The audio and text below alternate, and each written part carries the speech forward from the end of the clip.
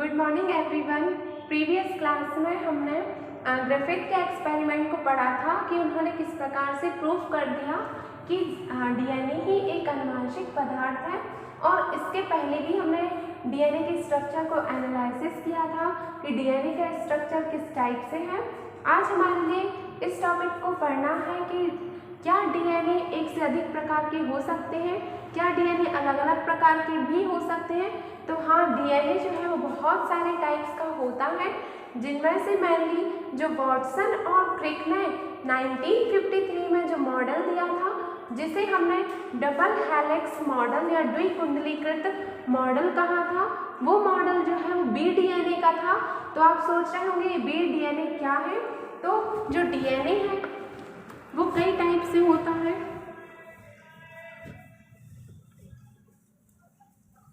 DNA में यदि हम बात करें वॉटसन और क्रिक के डीएनए की, तो टाइप्स ऑफ डीएनए में सबसे पहले टाइप्स ऑफ डीएनए में सबसे पहले हम बात करें बी डीएनए की।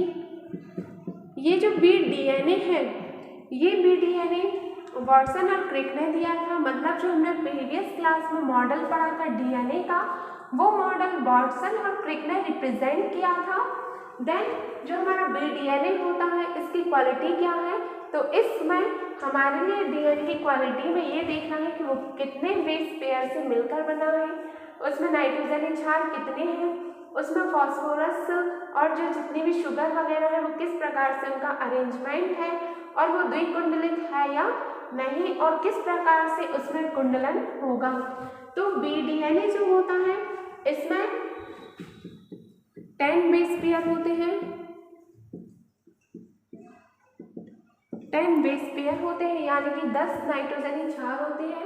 और इसमें जो न्यूक्लियोटाइड होता है वो एक ही टाइप का न्यूक्लियोटाइड होता है, वन टाइप न्यूक्लियोटाइड।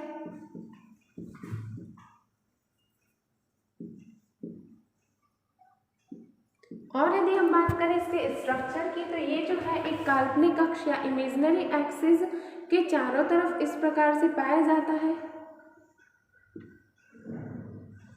और यदि हम बात करें जेड डीएनए की, ये भी डीएनए का एक टाइप है। तो जो जेड डीएनए होता है, इसका नाम जेड इसलिए रखा गया क्योंकि ये जिगजैग होता है, ऐसे जिगजैग मोशन में होता है।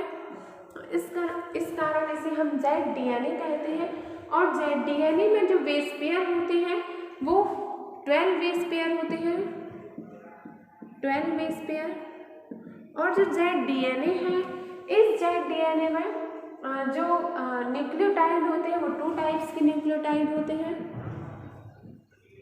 और यहाँ पे मेन डिफरेंस ये है कि जो बी डीएनए है, इस बी डीएनए में एक द्विकुंडलीकृत होता है, लेकिन इसमें ये डबल हेलिक्स नहीं होता। इसमें जो कुंडलन है वो दक्षिणावर्त होता है बी डीएनए में, और जो जेड डीएनए होता है इसमें कुंडलन वामावर्त होता है। इसके बाद एक और टाइप होता है डीएनए का, उसका नाम है सी डीएनए। सी डीएनए, इस सी डीएनए में जो बेस पेयर है वो 9.3 बेस पेयर होते हैं, 9.3 बेस पेयर। और जो सी डीएनए है उसमें जो कुंडलन होता है वो दक्षिणावर्त होता है, यानी कि दक्षिणावर्त मतलब राइट हैंडेड होता है। और जो हमारा सी डीएनए होता है, इसमें भी 2 टाइप के न्यूक्लियोटाइड होते हैं, मतलब 2 न्यूक्लियोटाइड की चेन्स होती हैं। इसमें 1 न्यूक्लियोटाइड चेन, इसमें 2 न्यूक्लियोटाइड चेन, और इसमें 2 न्यूक्लियोटाइड चेन होती है। इसके बाद एक और डीएनए होता है, उस डीएनए का नाम होता है ए डीएनए।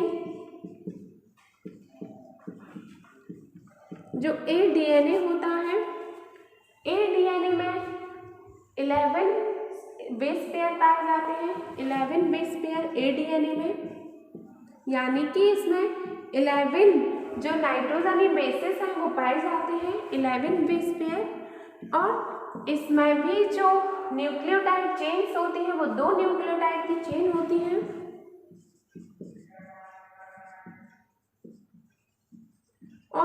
ये जो दोनों न्यूक्लियोटाइड की चेन्स होती हैं उनका यदि हम अरेंजमेंट देखें तो वो एक इमेजिनरी एक्सिस, मान लीजिए ये हमारी कोई भी इमेजिनरी एक्सिस है। इस इमेजिनरी एक्सिस के दोनों साइड प्रति समांतर या एंटी पैरेलल होती है, यानी यदि इसका 3 एंड यहाँ पे है तो इस साइड इसका 5 एंड और इस वाली का यदि 5 एंड यहाँ पे है तो यहाँ इसका 3 एंड होगा। तो इस प्रकार से डीएनए के टाइप्स थे। अब इसके बाद यदि हम बात करें चारगाफ की, तो चारगाफ को यहाँ पे जो एक साइंटिस्ट है उनका नाम है, और जो चारगाफ साइंटिस्ट थे उन्होंने एक लॉ दिया जिसे हम चारगाफ का नियम कहते हैं। चारगाफ ने बताया कि जो डीएनए में नाइट्रोजनी बेसिस होते हैं, प्यूरिन, प्रिमिडीन होते हैं, वो प्यूरिन और प्रिमिडीन का अनुपात रेशियो किस प्रकार से होता है। तो चारगाफ की बात करें यदि हम उनके लॉ की,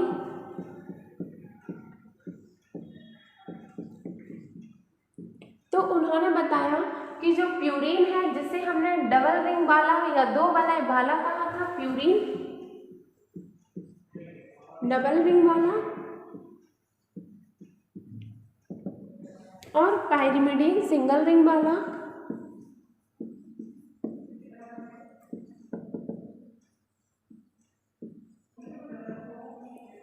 तो जो प्यूरिन है, प्यूरिन आपके लिए 2 टाइप्स की बताई थी, एडेनिन और ग्वानिन, और जो प्रिमिडीन है वो 2 टाइप्स के बताए थे, साइटोसिन और थाइमिन। एडेनिन और ग्वानिन और साइटोसिन और थाइमिन।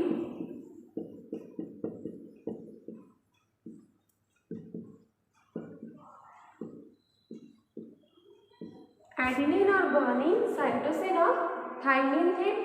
तो जब उन्होंने अपना नियम दिया तो फर्स्ट में उन्होंने जो फर्स्ट उनका जो स्टेटमेंट था वो ये था कि जो प्यूरिन है वो प्रिमिडीन के साथ रहता है, यानी कि इसका जो एडेनिन है वो ग्वानिन के साथ, सॉरी यहाँ पे थाइमिन और यहाँ पे ग्वानिन है। फिर एडेनिन हमेशा थाइमिन के साथ डबल रिंग के साथ जुड़ता है,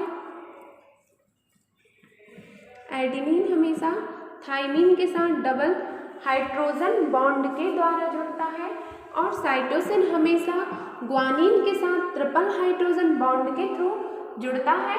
यहाँ पे जो ये लाइन है ये बॉन्ड के लिए रिप्रेजेंट करती है, यहाँ पे हाइड्रोजन बॉन्ड है। तो एडेनिन हमेशा थाइमिन के साथ जुड़ेगा और साइटोसिन हमेशा ग्वानिन के साथ। यदि एक एडेनिन एक थाइमिन के साथ जुड़ रहा है तो एक साइटोसिन एक ग्वानिन के साथ जुड़ेगा, लेकिन इनके जो जुड़ने का क्रम है वो निश्चित रहेगा, यानी एक का प्यूरिन क्षारक दूसरे के प्रिमिडीन क्षारक से जुड़ेगा।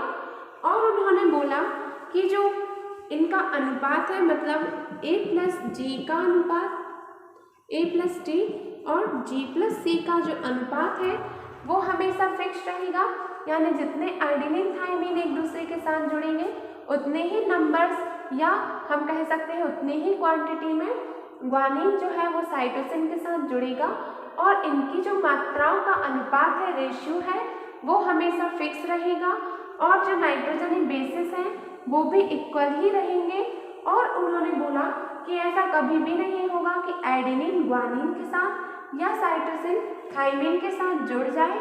इनके जुड़ने का जो क्रम है और इनकी जो मात्राओं का अनुपात है वो प्रत्येक जीव में फिक्स रहेगा, चाहे वो cDNA हो, चाहे वो ADNA हो, चाहे वो BDNA हो, चाहे वो ZDNA हो, सभी में जो नाइट्रोजनी बेसिस के जोड़ने का क्रम है, उनकी क्वांटिटी है, वो हमेशा एक फिक्स रेशियो में रहेगी।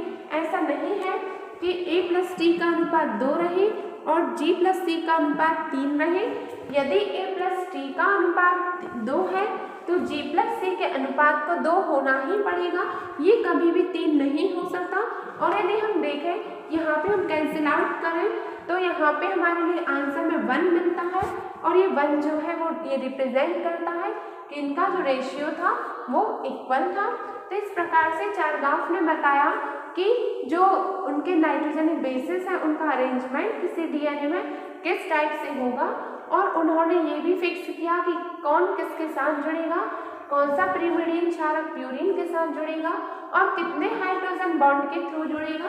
और यहाँ पे एक और चीज़ हमेशा फिक्स रहेगी कि एडेनिन हमेशा थाइमिन से डबल हाइड्रोजन बॉन्ड के थ्रू जुड़ेगा और ग्वानिन हमेशा साइटोसिन से 3 हाइड्रोजन बॉन्ड के थ्रू जुड़ेगा। यानी कि यहाँ का जो बंध है वो ज़्यादा प्रबल रहेगा और यहाँ का बंध दुर्बल रहेगा, क्योंकि ये बीच वाला सिग्मा और ये दोनों पाई रहेंगे तो ये टूट सकते हैं। तो इस प्रकार से चारगाफ ने अपने लॉ को प्रेजेंट किया और इस लॉ से हम स्टडी कर सकते हैं कि क्वांटिटी